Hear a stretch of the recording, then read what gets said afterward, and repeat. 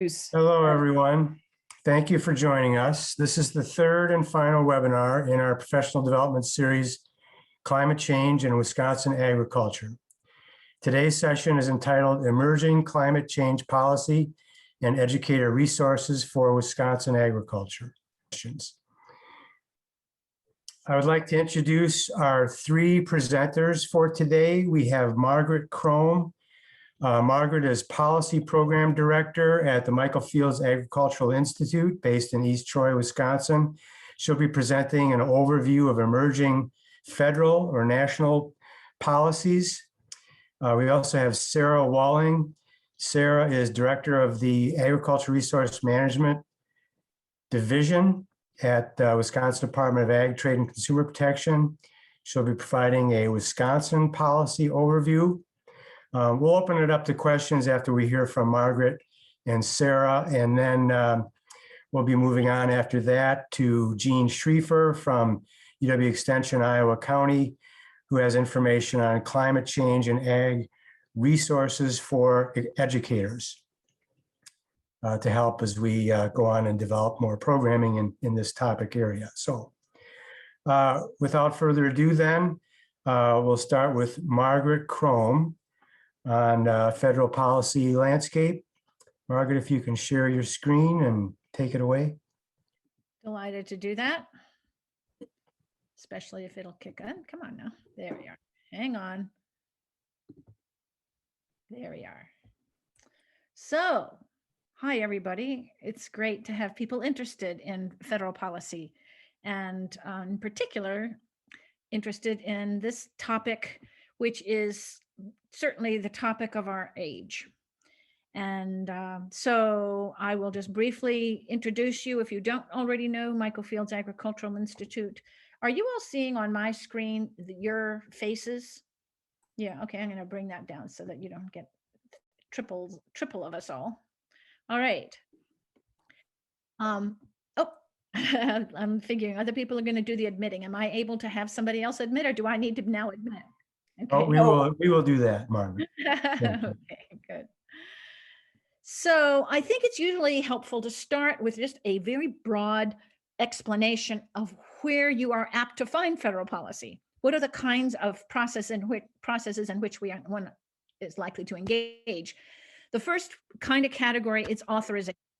Every sphere of work in national policy has a periodic process, a periodic bill that goes through which authorizes its programming. It sets federal funding levels, it sets funding types. You either end up with a program that is funded as an entitlement program, or it is mandatory funded, or it is subject to the discretion of annual appropriators, thus discretionary funding, it's usually called. And for those of us in ag, this is typically the Farm Bill. Every several years, on average, it's about every 5 years. Doesn't have to be, could be more, could be less, but typically it's about 5 years. We passed the last one in 2018, so very probably people are kind of thinking maybe 2023. After you pass a bill, which is of course a congressional process, after it gets then signed by the president, which is the administration, then the whole sphere of work shifts over to that agency. In our case, it's USDA, where the agency is asked to implement a program and the Farm Bill, the whole authorization process. And that can take a good long while. We're still dealing with some of the rulemaking following the 2018 Farm Bill. There's still a few things that are still out there, but the last few years have been quite busy in dealing with rulemaking and such. The third process is not every several years, but annual, and that is the federal appropriations processes. And I just said it's on discretionary dollars. Other things that come up, there are special committees that get formed. We are right now looking at another topic, another form of congressional decision-making, which is the strategy of budget reconciliation. Typically, this comes about when Congress says, oh my gosh, we're just way behind. We don't have anything like the money that we need to accomplish what we are saying we're going to do. We have to cut It's typical that budget reconciliation gets invoked to cut. And the way it works is it's intended to be a process that can kind of fast track. Thus, it doesn't allow for filibusters.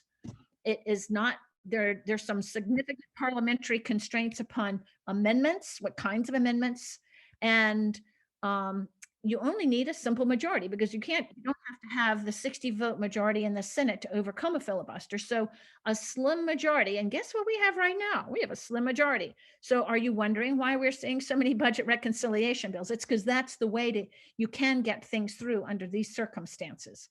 And so that's the reason it's being chosen for several of these initiatives. Initially, they were hoping that they could make some bipartisan bills happen, and it doesn't seem that's very likely. So we do have, we'll speak to that a little later. And then the last thing just to mention is that there are some, USDA is seeking public comment on climate change issues. Now, why is that not going? Oh, it did go, sorry.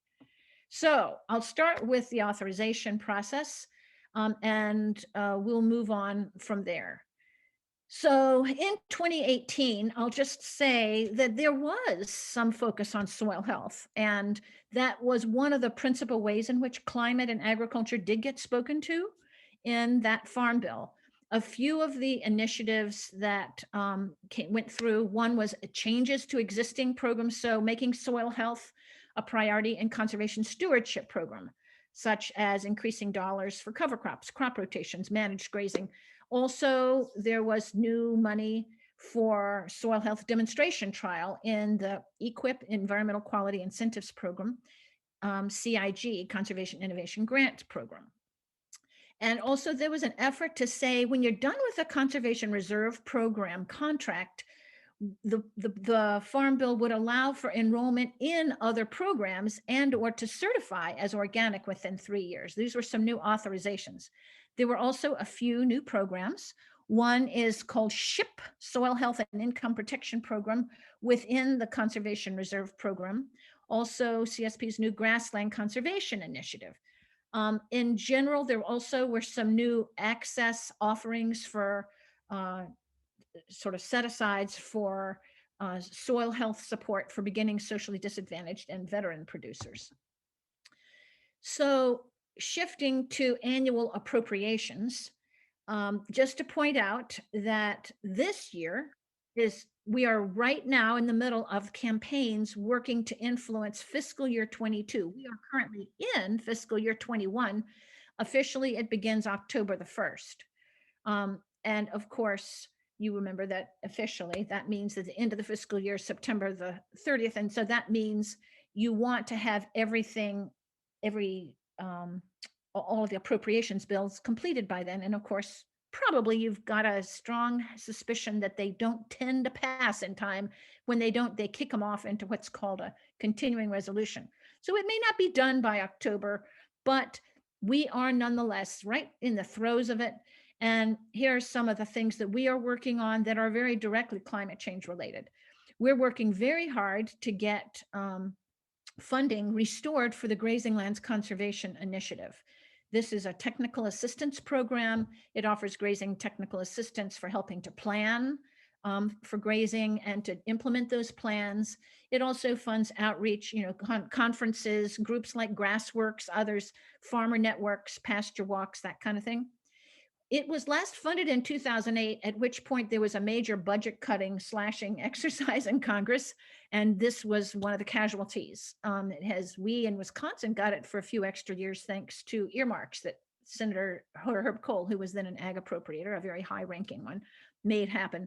But fundamentally, as a national initiative, it got cut. We're working really hard to move it forward at $50 million. We have, as it happens in Wisconsin, two very strategic people.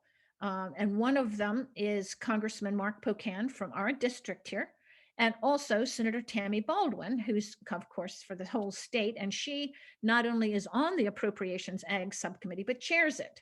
And we're working with her on a variety of different initiatives. And one of them is also what used to be called earmarks, and it can be called a pass-through. It's basically a congressional appropriation, and that specifically aside money to do a specific set of work. We've been working on cover crops for the past 5 years, and we're going to broaden that into work on a comprehensive set of topics around soil health. And now I'm going to just shift into a couple of the other existing legislation. And this is one which was introduced last year in February of 2020, just as COVID about took over every headline and every inch of newspaper space. And that was introduced by Congresswoman Shelley Pingree of Maine, who is a farmer and in fact an organic farmer. And it really reflected a lot of input from the sustainable agriculture community. Fundamentally, this bill sets aside, lays out the intention of reaching net zero greenhouse gas emissions from US agriculture by 2040. And then it has these 6 different strategic areas within which, each of which there is an individual goal. You know, we will have 75% of, you know, lands in such and such, you know, so anyway, just to say there are individual goals within it. This is a bill that does a number of things. I'm happy to go into it more later because it's about to be reintroduced. And it is, I think, one of the most important bills that we're working on, and it's going to sort of set the standard. It has thus far pretty much set the standard. I could go into the different components of it, but I'm going to wait and see if there are questions and let that be what guides me. So I'm not going to go into it, but just to say there are some very specific initiatives that I think are going to, they seem to already be setting the standard. Another bill that was introduced this past year is the Growing Climate Solutions Act. It's introduced by the Food and Agriculture Climate Alliance, which is a group of 50-ish groups, major national organizations, Farmers Union, Farm Bureau, the Nature Conservancy, American Farmland Trust, and so forth. It's really quite a heavy hitters. McDonald's. It's quite a list. And it has 6 areas of focus. They're not so different from what you just saw, but the truth is its principal and claim to fame, I would say, and that which is probably in the news most about it and what is of greatest interest or dislike, would people either like the bill or dislike it on these grounds. And that is that with regard to soil health, its principal strategy is about building carbon markets. So the USDA would be certifying technical assistance and, you know, technical assistance providers, and then it would have a process for third-party certification, and then allow actual carbon credit trading to go forward. I'll just pause and mention that there at 2:00 there is IATP, Institute for Ag and Trade Policy, and maybe a partner or two are putting together a webinar today looking at some of the challenges and the problems associated with carbon markets to try to counterbalance some of the active promotion of them. And so that is, there's one other piece of this that I've been focusing on, and that is the second bullet, livestock and dairy. It also promotes funding for grazing technical assistance, but it has a different sort of a mechanism. It would have that whatever money, it's not specified whether it would go up to, but it might go up to the $60 million authorized annually for the Grazing Lands Conservation Initiative. But instead of putting it into the GLCI going through NRCS, it would put a great deal of it, the majority, through a private organization. There's some concerns that some of us have about that strategy. So but it's interesting that it's covering much of the same terrain. There's another bill, which is the Climate Stewardship Act, authored by Cory Booker and Congresswoman Deb Haaland. This initiative is really largely all about funding. That's what this mostly does. It increases dollars for the Conservation Stewardship Program, the Environmental Quality Incentive Programs. These are, of course, our existing working lands voluntary programs. And it substantially increases them, and that difference is all about climate strategies. So the difference that they're putting their funding into is all about climate. So I won't enumerate all of the different ones that you can see here, because you can see the slide as well as I can read it, except for the last, which is an interesting one. And that is that it increases dollars for the local agriculture market program, LAMP, which was combined in the last Farm Bill to include a number of initiatives like the Value Added Producer Grant Program and the Farmers Market Promotion Program and the Local Foods Promotion Program. Those are all in LAMP, and this increases it considerably, like tenfold, to really work to build the local market capacity to support climate-based food, that is food that is based on climate practices. There's another initiative which is not a bill, but it is a statement from the House last year, it got started 2 years ago in February. And then last June, they put out their report, which was all about investing in American agriculture for climate solutions. And it seems you can begin to see some of the themes: increasing dollars to support voluntary efforts of producers. So we're still sort of talking EQIP and CSP and such.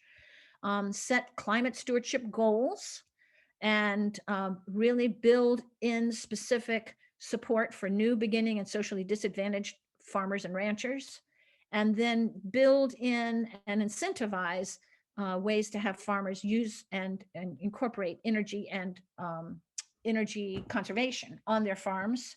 And then again, make sure that you're including farmland preservation and protecting farmland from development. And then last, focusing on supporting local and regional food systems and developing incentives to combat food waste. Just noting that although Senator Baldwin is not on the Agriculture Committee, and it is the Agriculture Committees who work on the Farm Bill, she is very active in this sphere. She is a member of the Bipartisan Senate Climate Solutions Caucus and a member of the Senate Democrats Special Committee on the Climate Crisis. And she's been very actively working in this area. And in fact, she has invited input on what's coming up under, remember I described budget reconciliation? So we're going to see this bill, which has actually been in the press recently, that's coming up on infrastructure and climate change. And there's not a huge amount of money that is being set aside for work on agriculture at all. But there is some, and she's been very interested in getting input from us. I've been really working with a number of you and others to get some stakeholder input on what constitute good ideas. So we have ideas having to do with funding that individually supports individual farmers and their practices, also technical assistance, also infrastructure supporting processing, for example, research, watershed groups. We have a number of different ideas, and I'll just say that I welcome yours as well. And I'm going to stop there, except that, oops, I think I added one more later. Sorry about that. And that is, I just reorganized my slides. I remember there is coming up a deadline, and it may be extended. Currently, it's April 29th. And this is the opportunity to comment on the President Biden's big initiative announced at the end of January, tackling the climate crisis at home and abroad. USDA is seeking comment in these 4 areas: climate smart agriculture and forestry, biofuels, wood, catastrophic wildfires, and then the last, environmental justice and disadvantaged communities. They have very specific questions. They welcome people's comments, and I encourage you to get the word out that this is an opportunity for comment. And I will now say thank you and stop sharing. Thank you, Margaret, for your insights and perspective. You have so much knowledge and experience in this area. We really appreciate it. I'm just going to ask one quick question that we have. The question is, Margaret, what about REAP funding, R-E-A-P funding? That was successful and should be a part of Ag Resilience Act. And it is a part of the Agricultural Resilience Act. When you get down into the details of the Agricultural Resilience Act, one of the components there under energy is about increasing funding for REAP. Great question. Thank you. Mm-hmm. Okay, well, we might have some more questions a little bit later, but as of this time, I'm going to welcome Sara Walling, from the Wisconsin Department of Ag, Trade and Consumer Protection to provide some insights on the state policy landscape for climate change in ag. Sarah? Great. Got it. Kevin, just give me a nod that you guys can see the right screen, correct? My first Yep, slide's up there. looks good. Yes. Great. Okay, thanks for having me today. I'll just jump right in given time so we have as much opportunity for Jean's part as well as Q&A and maybe some discussion at the end, hopefully. So I'm going to give an overview of a number of our efforts that have been going forward, as well as, I guess, a policy bucket I would put somewhat separately, because there's certainly connections there, but not everything that we're working on, of course, is making its way into policy. But I think there's a number of things, especially for this audience, it's pretty important to highlight opportunities for engagement and providing input and feedback. So I'll start with the Wiki Ag Working Group, where I'll also talk about the task force that the governor had initiated and Lieutenant Governor Barnes headed up, that we helped serve on, as well as some work that we've been doing at the state level with our U.S. Climate Alliance partnership. That is a new thing within Evers administration, a new participation area for us as a state. And then I'll move into some of those specific policy items that are moving forward. So you guys are all, I'm sure, familiar with what WICI is, largely the Initiative on Climate Change Impacts for Wisconsin. We have the Agricultural Working Group, which Kevin sits on with us, as well as Diane and Randy Zogbaum as well as the main contributors from Extension. We also certainly have a number of CALS professors who work on climate science areas relative to agriculture, and Chris Kucharik and I are the two co-chairs of that. So I brought in additional membership from external partners to give some of that kind of feedback loop on recommendations and topics that this team pulls together, and give it a little bit of that real world practitioner, if you will, feedback to some extent. So the main questions that we're asking of ourselves are listed there. I don't need to go through them. I just want to make sure you got an opportunity to read them. We're all contributing in a number of ways to this report, both looking at how we can, I would say, mitigate our contributions to climate change, to the changing climate through reducing ag emissions, but really focusing in a new way this time around versus the report that was issued in 2011, in trying to look more at adaptation strategies, policies, and program areas that we could move forward in as a state to adapt to the changing climate that we're facing now and are expected to continue to face to some extent, obviously moving forward, regardless of how well we can mitigate the emissions. So I guess jumping back to that real quick, what I would say is, with your representatives here with Kevin, Diane, and then Randy, there's certainly opportunity for additional contribution through them. The other thing that isn't listed here that we're really hoping this group is going to be able to pull together, and with your larger umbrella of this audience's assistance, as well as kind of a toolkit of presentation materials, education materials for a number of different audiences, and really leverage out the outreach component that is our UW Division of Extension and all of you as educators to really pull materials together. So we have many more mouthpieces on this topic than just the membership of the 18 of us that sit on this work group. So that's, I think, the next step, certainly after the initial report is generated, and I hope that will continue to be its own effort moving forward as well, in that broader partnership that we're all contributing on. Moving into the governor's task force. So that happened over the course of this last year, a number of meetings. Virtual doesn't really help that process. It's a lot more fun to do those in person, but I was given the opportunity to serve on that as a proxy for our secretary, Randy Romansky, on the Land Use and Conservation Subcommittee of that task force.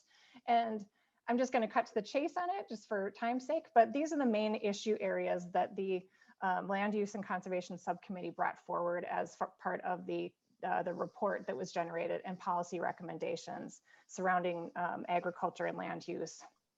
And so there's more than this that are out of this committee, but these are the ones I thought most pertinent to this group and whatnot. So avoiding conversion of natural working lands, to Margaret's point, reducing development opportunities, so these are leveraging our current farmland preservation program at the department, but that is really well partnered with a number of local jurisdictions, Extension helping with AEAs, et cetera.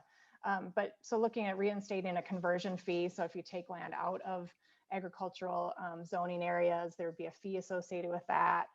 increasing opportunities for better land use planning at the local level, et cetera. You can kind of see the list here. I don't need to read those all, certainly for everybody. But that was one main bucket. The other one being, of course, opportunities to pay farmers to store carbon through practices that are improving our soil health. So obviously this is, this is one of those interesting ones where you're also reducing emissions by taking on some of this, but you're also, building that soil health. So that's, I love anytime that there's that double benefit and co-benefits associated with any of these policy areas and programs. The proposal looked at, though, was to be able to create a carbon farmers pilot program, which I'll go into a little bit more later. Some of these made it, if you will, into the governor's budget. So you'll see some of that, the ones that actually kind of survived into that first round of our budget process at the state level. And some that did not, you won't see come back on the next couple of slides. So, but it did look at increasing, just our ability as a state to leverage our agricultural producers to store more carbon, reduce their nutrient uses, better manage their manure to reduce nitrous oxide emissions, et cetera.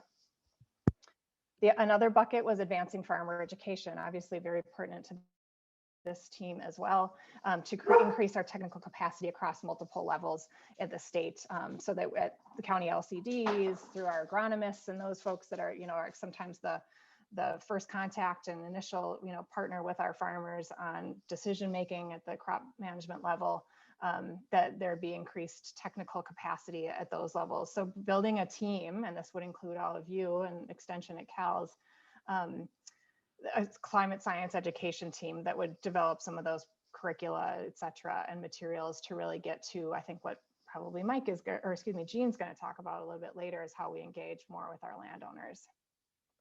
Also, though, it did take a look also at working with our county land conservation departments and staffing them with funding to be able to take better advantage of and conduct more thorough climate change analysis at the local level, the county-based level, to really be able to identify priority locations, areas, strategies, et cetera, that they could take and run with. So, so that was an interesting and fun one to see included. These are the hyperlinks to get more information about the task force itself and the report. And then certainly just the last couple of things on there is increasing support for our farmer-led watershed program at the department, and a bigger focus on pasture-based livestock systems by piggybacking on what Margaret had to say, is reestablishing a grazing program at the department and at DATCP, but being able to fund grazing coordinators on regional levels like we had about 10 years ago, as well as being able to provide state level grazing grants for grazing planning and implementation. So moving on to what made it in the governor's budget, I have to, one of the interesting things, I've been in the department now, minus my short stint with you all, but for going on 16 years now. And so many budget biennium have passed through. This is the biggest investment in agriculture that I've seen at the state level in a budget since I've been in this realm. It increases the department's overall budget by half again. So it's a $43 million investment in all told for all of these initiatives. 41 of them are what the governor is moving for. You can see it's a huge list, from a food waste reduction pilot program, which I know very little about, so I hope nobody asks me about that right now, but to the ones that are more pertinent to what I'm talking about here today, which I'll circle in on a little bit here. But you can see a very broad based support for supporting agriculture in many, many facets. The main ones I think for you all today to be aware of and engaged on to some extent, because there are certainly crosswalks to the work that you all do, is the increase that is where they're looking for in county land conservation department staffing. That's been a long-term, for those of you who are integrated in that discussion, land conservation departments have been historically underfunded. We have a statutory goal that we're supposed to meet of funding the top 3 positions, one at 100%, the second one at 70, and the third at 50. We have never been able to touch that third support, at the state level to support that third position. This funding in the second bullet, I don't know if you can actually see my cursor when I put it on here, but the overall staffing grant increase of 3.6 and then 3.7 would bring County Land Conservation Department up to meeting that statutory goal that we have of supporting in some way those top 3 positions in the county offices.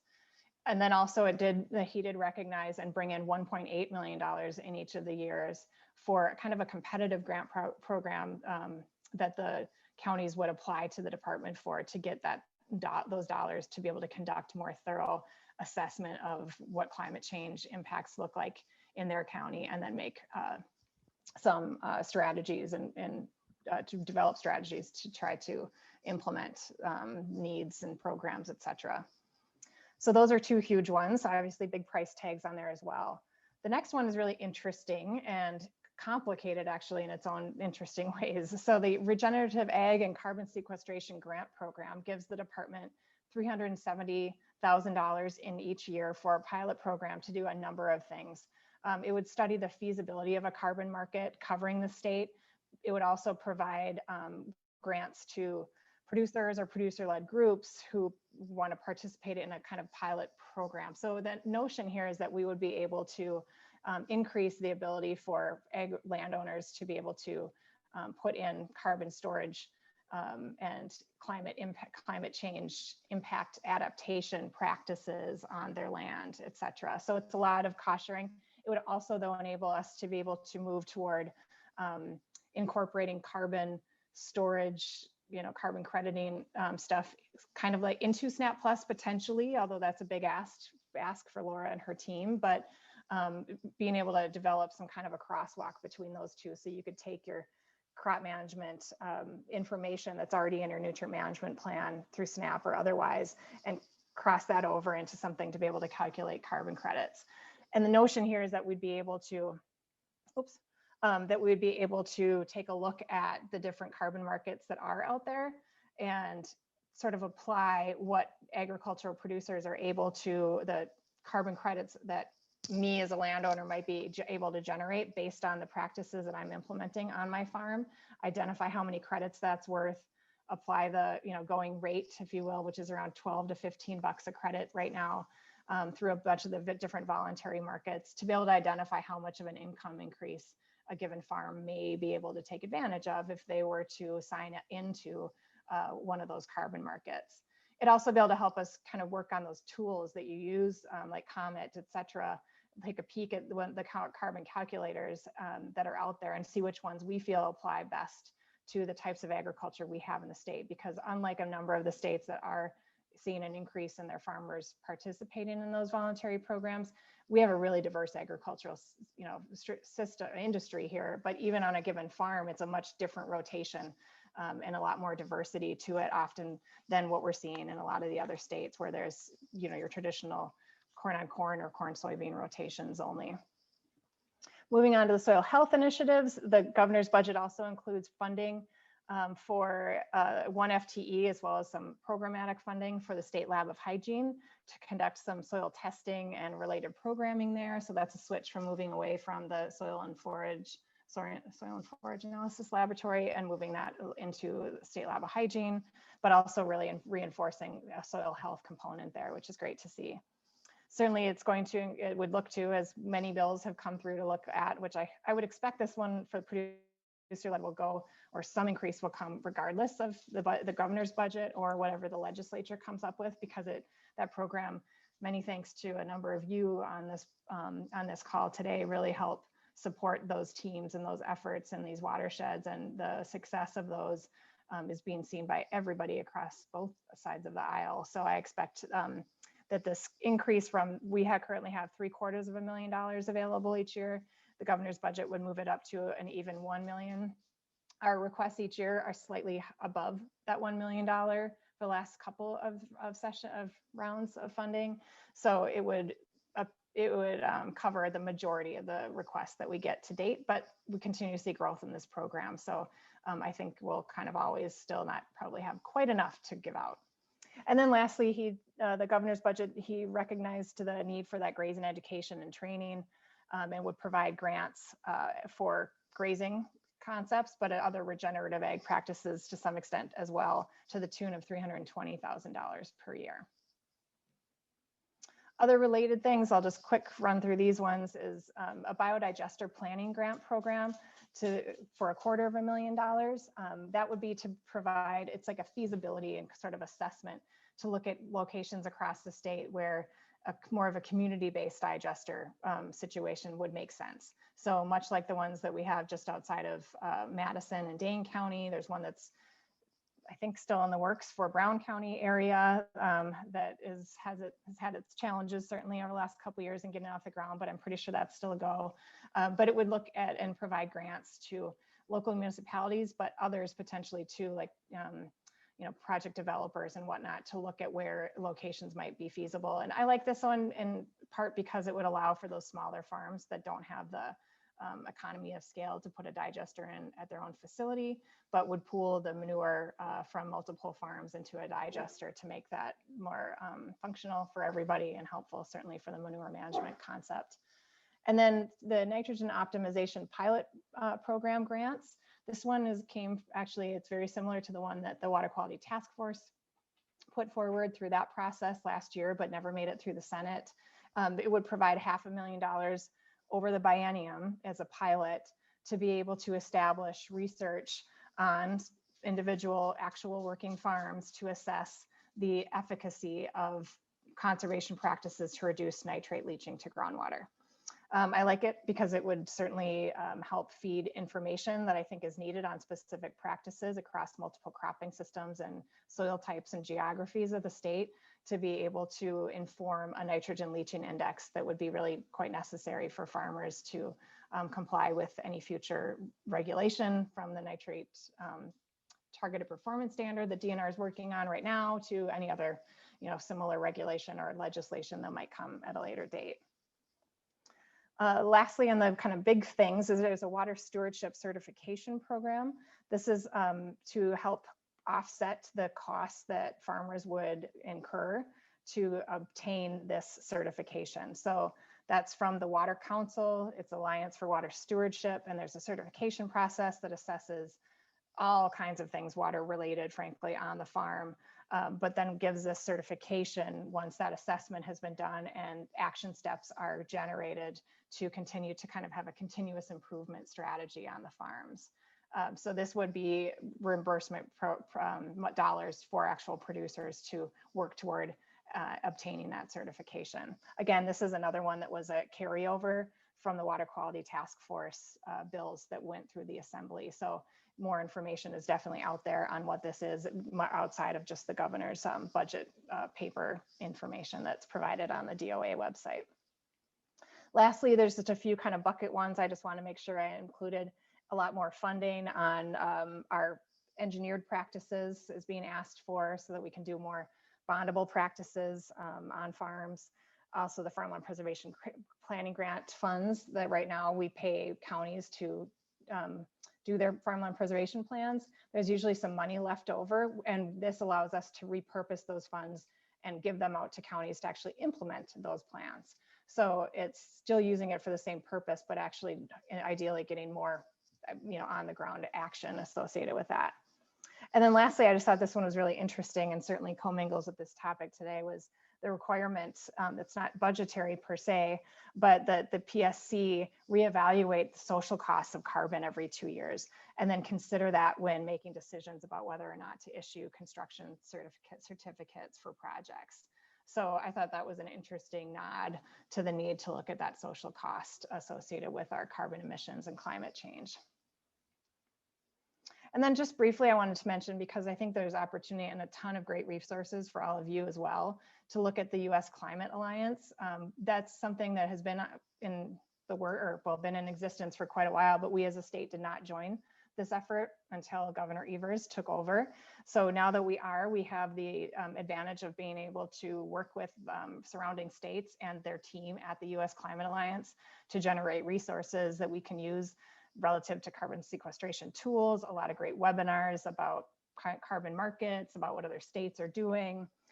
Certainly being able to, in our case on the ag side, being able to look more closely at what other states are doing, what ag industry groups are committing to. They're kind of a nice clearinghouse and combiner of a lot of information, I guess is the way I like to put it. There's a lot of access that they have, and they just kind of pool it all together on their website and others. So that's been an interesting and really informative partnership to be engaged with at the state level.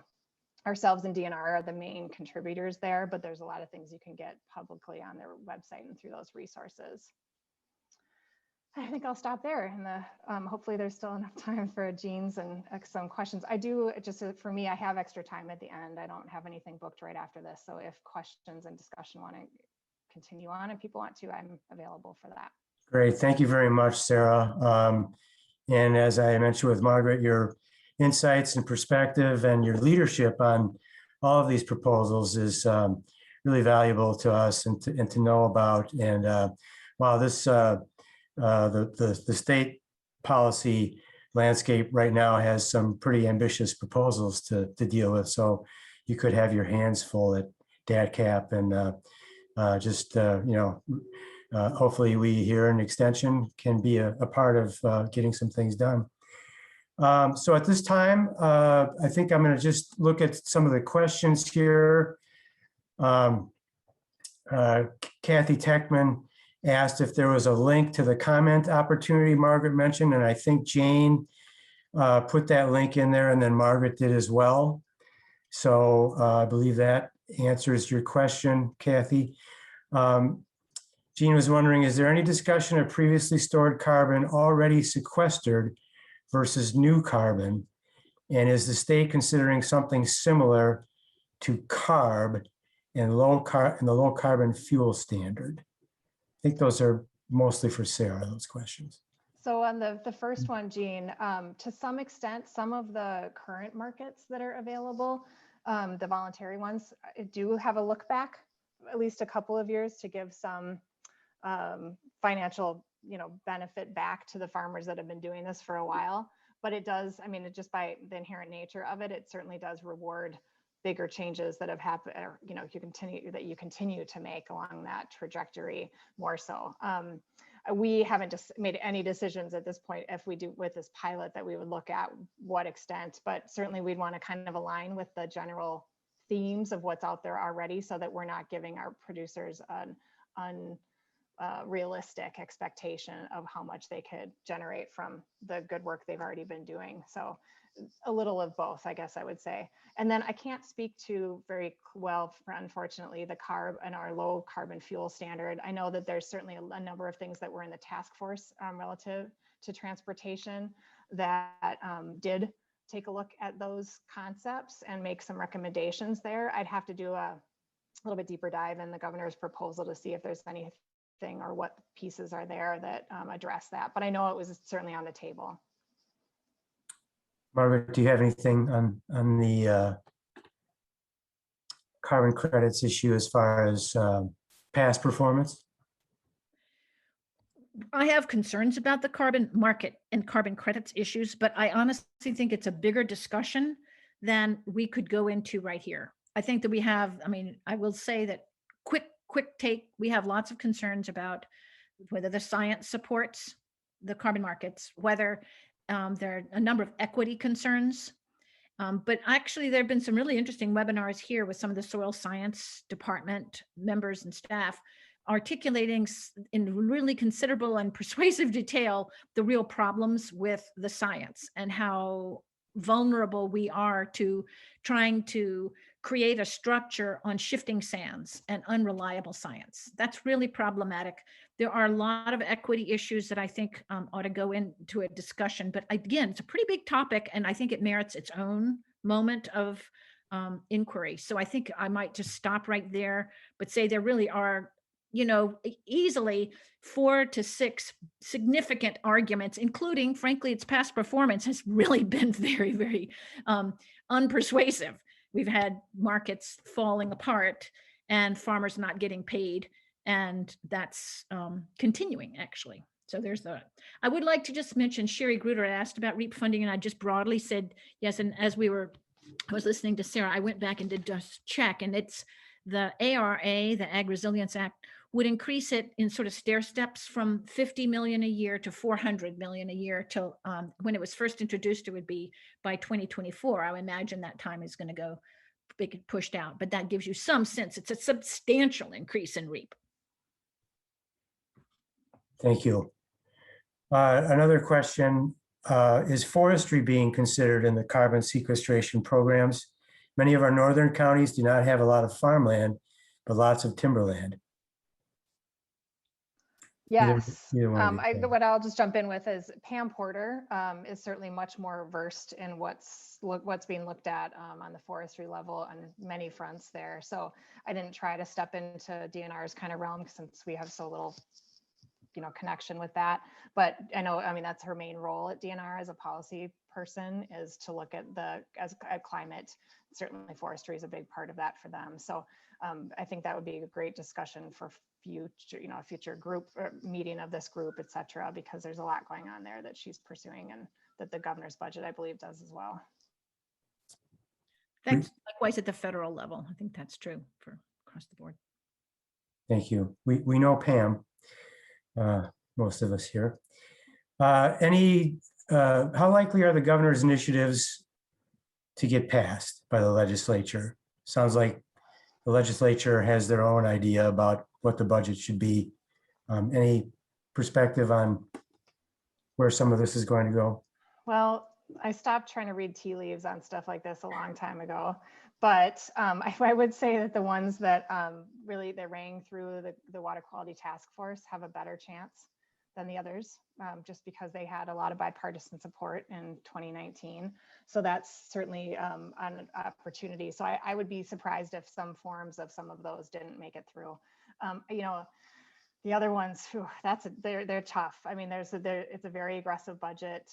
There's a lot in there for ag though. And I think there's also certainly a lot of understanding at the legislative level among a lot of our reps and senators that the need for water quality related programming funding needs to be there. And so because of that, I think that some of those on regenerative ag and whatnot, it's a bonus for agriculture that those have benefits for not just climate change mitigation and adaptation, but certainly for soil erosion reductions and water quality improvements and protections. So again, I think those ones have some chance. I'm truly too optimistic when it comes to a lot of these often though. So I don't want to get my hopes up too high because, but we're planning for every single one of those to come through, especially ones that pertain to our department, and are working right now to try to prop up what we think those need to be. So fingers crossed, but it's going to be a wild ride. Can I make a quick comment, Kevin? Yeah. And that is something that I know Sarah would agree with. And Angela James, who's the Deputy Ag Secretary, says every single time if you talk with her about any initiative that's coming up, and that is that we may not be obvious to the outside world, but the Department of Ag has been cut and then cut and then cut and then cut. When I was first on the Ag Board back in 2003, I looked backward for about a dozen years, and it had been cut and cut and cut, and it has been consistent ever since then in terms of the amount of what it's asked to do and the staff with which it can do it. It is bare bones, and it is really important that those of us who want to see new initiatives also make a particular point of saying, we want to push for staffing to actually administer those initiatives. So that's just a broad message we all have to actively promote, because we are at risk of putting forward initiatives that don't have any capacity to have legs. That's really a problematic situation. So, and certainly one I know Extension is well familiar with too. Yes, I imagine you know it very well. Thanks to you both. We'll hold the rest of the questions till afterwards, and we'll go to Jean Schriefer for some info on resources for educators. Jean? Okay, let me see if I can get this to work properly. So let's see. Not really. Jean, your facial hair changes every time I see you. I love it this time. It's awesome. It's spring. We're in that transition period, so we have to do something similar, right? Okay, that's not working. Okay. And let's see, are you able to see the screen now? That looks good enough. Great. So I've been working with the Ag Climate Change group, and we've split into two different subsections to take on a few more tasks. One was working on professional development, and I agreed to help work on developing some educational resources Had a lot of help from Sarah DeGraff, Erica Gentry, Jerry Clark, and Lisa Johnson. We've met a few times, kind of came up with some key ideas and ways to organize and share some information. Initially, this is going to be, or is, internal, so it's only accessible to ag at this point, but could be made available somehow to the rest of extension perhaps. And I guess the question really, whoops, that's not working, is why can't we just Google climate change to get the resources? Do we really need to put together this in one single spot? And simply, if you Google climate change, you get 690,000 results. And what we've all learned from the Topic Hub discussion is none of us have the patience to go past the third page of searching, right? So that leaves about 680,000 or 689,000 search results unmet. So the inception was some of us have some resources, others have different resources. Couldn't we somehow pull this together in a single place, make it more accessible, whether it's for you to use yourselves to learn more about climate change impacts, whether you'd like to use that as a resource to incorporate into existing programs, or if you've got questions from producers or elected officials and you'd like to have something to hand to them about climate change without having to recreate that. So that's what we've been working on. And we've put this on Teams for now. I don't know if this is the long-term home for it. It's where we're starting. It was convenient. We all have access to that. And I'm going to just take us on a quick test spin around this. If you're interested or intrigued, please go ahead and start exploring this yourself. We've put a lot in already. This is not all inclusive. It's a living document, really. I mean, we have new information coming out all the time. You might find something useful that we haven't located yet. And if you share that, we all get to benefit by what you found. So I'm going to stop sharing that and see if I can't hop over to Teams. And just kind of point out where you need to go to find everything. On Teams, you're under crops and soils. We're going to look at files. Randy has actually created several different categories, and climate change resources is down here. We're going to start here. And then our educational resources is the section that I've been slowly populating with the help of our other folks. And I put these under big umbrellas in order to give some organization to it, so it can just be a little bit easier to find. I don't know if this is the best way. It's what we came up with as we talked about it. If you've got other ideas, obviously we'd like to hear them. If we can make this better and more useful, that's important. I'm going to open up a few of these just to kind of show you what's there. I don't want to go through time, every file. There's just too much to do in my remaining 3 minutes. I did just create one on carbon markets, carbon credits, and ecosystem services. I think this is going to be an emerging topic discussion. I know I've gotten lots of calls about this over the last 2 years from farmers that are interested in how to participate in carbon markets. We're talking about it with our local watershed group. I don't have anything populated in here. If you do have resources, this would be a good place to share it. But I am trying to become educated and plan to be doing some more work on this whole area of carbon markets. We've got another section on fact sheets. These are already prepared, mostly PDF documents from other university sources that we've dropped in here. You can see let me get everybody out of the way. You can see the variety that we've started with. Again, something that you can use, read yourself, take information out of that to incorporate into your programs, or simply print these out as handouts at different events or programs. We've got a section of infographics. Again, take it, drop it right into a presentation, take it, print it, put it on a board, display at the county fair or field day, things that may be useful for you. We have created a section of PowerPoint presentations. If you have done some PowerPoint presentations that you wouldn't mind sharing, you can put them here. We've got other presentations from other researchers around the country. Again, review it yourself, take information off those slides, incorporate it into your presentation, your presentations. And again, we can kind of grow and refine this. I have a few more that I've done. I haven't uploaded yet. I just wanted to clean them up so they look nice for you all. We have a section of climate change reports, and we've also have another section on climate change research. And we're differentiating between the two. Research is just the hard numbers.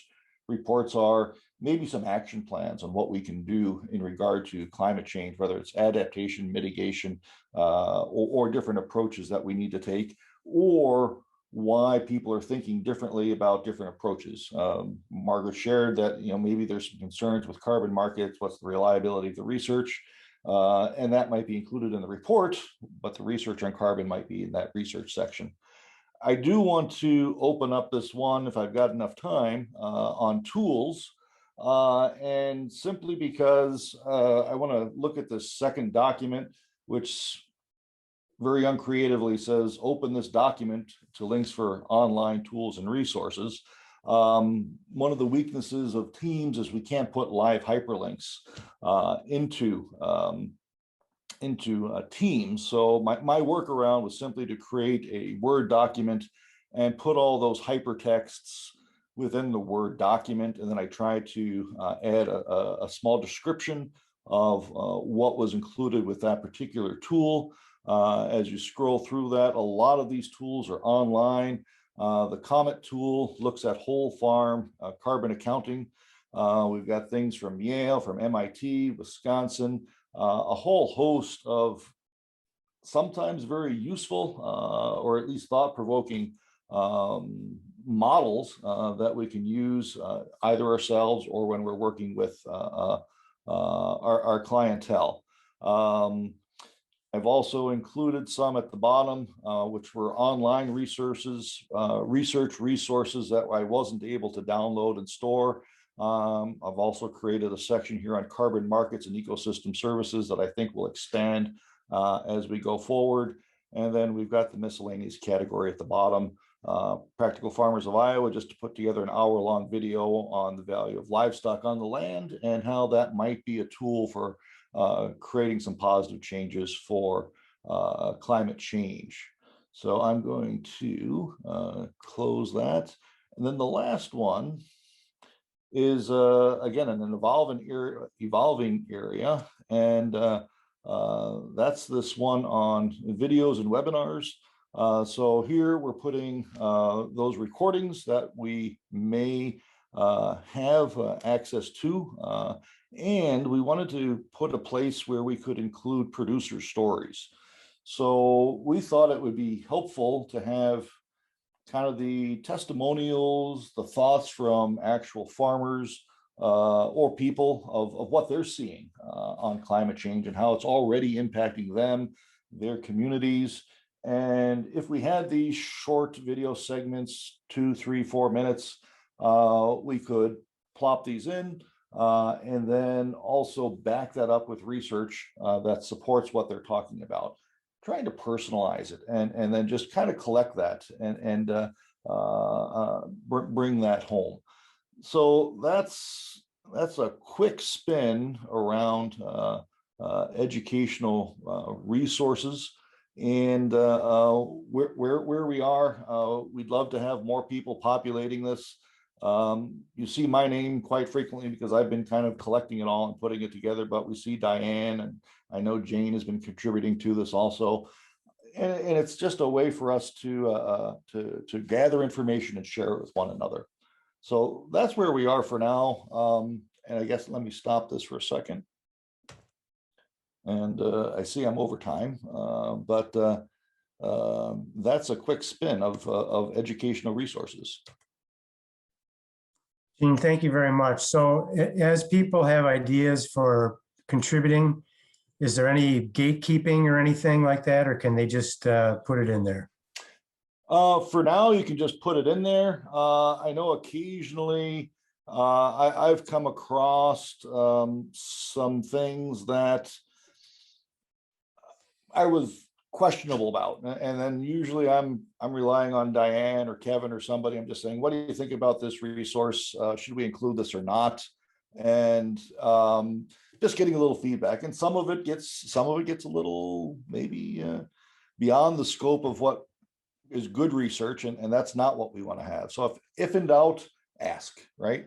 But if you want to add that yourself, that's fine. If you'd like me to take a look at it, just send me a note. I'll gladly post that if you're a little reluctant, and we'll kind of figure this up. We've never done this before, so it's all kind of brand new. Well, thank you, Gene. And thanks to everyone. Before we break into free-form question format for those who can stay, and I'm sorry we're a little bit over time, but we do have an evaluation that we want to do that will help us to decide what approach we're going to take as we move forward in educational programming on climate change and agriculture. Diane has included a link to that evaluation in the chat. So if you're able to do that right away, that would be great. Otherwise, I believe we'll be sending that out to all participants through email as well. So thank you. Margaret, thank you for being here today. And I think I'll just open it up. Are there any questions that anybody has?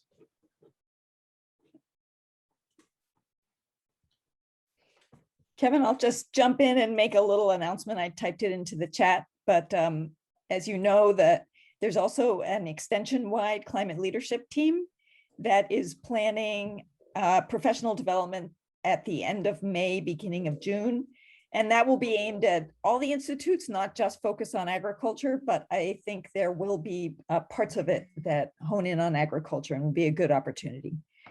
Kat, do you want to chime in? No, I think that was plenty. I want to thank the Ag team for their leadership in this and kind of setting a good path for us for our Extension Climate Leadership team. And we are also working on a website for that, but your template is really excellent. And I think we'll be probably following it for that overall Extension Climate website. So thanks. Great programs too. Thank you. If I could just chime in, I see a lot of opportunity from what Gene walked through with being able to provide links. I mean, the wiki website that we're talking about building on the agriculture work group is, not intended to be a standalone, like everything's there either. So more often it'd be linking over to resources and things associated with certain specific climate topics in ag, that kind of thing. And so, keep that in mind as you all are developing materials, or identifying them, that we would be more than happy to try to make that connection so that if you go to the wiki web page, you're actually, quickly able to get over to the resources you are all working so hard to provide. Great. I have a question, kind of an infrastructure question. We know that, and I know that our federal representative had to leave, but when, like, I have a farmer calling me from Virginia comparing her NRCS programs to the Wisconsin programs on land she plans to buy here. And then we've got our local work groups that are kind of chaired by NRCS, and they're talking about how to develop their programs for implementation based on the federal budget. And a lot of those, of course, want to be influenced by the county land conservation departments. I'm curious, Sarah, if you have a way of efficiently tying all that up in a package for our farmers to be involved in those discussions without knowing what the budget is going to be. Mm-hmm. It'd be nice if that was linked a little tighter, like. Well, I know, one opportunity to understand so I used to be more engaged in this kind of stuff in my past lives, both with you guys, but also when I was a section manager, because I sat on our NRCS state technical committee. You do have a rep there from the Division of Extension. It used to be Ken Genskow, I believe, when I was sitting on the committee. But that's a great opportunity to understand some of this more and be able to get the, because those happen every other month. It's always a topic when they talk about those local work groups and pulling them together and how they prioritize money and where it goes. It's made at that level, or at least discussed and influenced at that level. So that's an opportunity to understand more about it. You know, I would say that I know NRCS generally tries to ensure that the eligibility and offerings, if you will, are pretty consistent across states in those programs, but funding levels and prioritizations and, you know, how you rank those is really how they make state by state differences in the way that they implement those programs. So I would, you know, so I don't have a good answer for you. That's just sort of the backdrop on what I can say might be able to help your understanding and help understand how farmers can better participate in those discussions too. I think with the ambitious, both budgets, federal and state, are ambitious and exciting. It'd be nice to coordinate some of the projects, which I'm sure they are being so.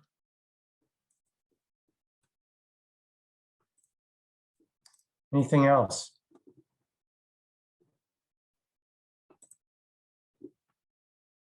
Okay, well, thank you very much, Sarah, Of course. for joining us. And Jean, thanks for your great presentation.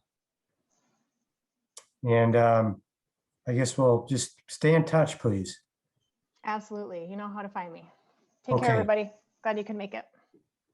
Thanks, bye.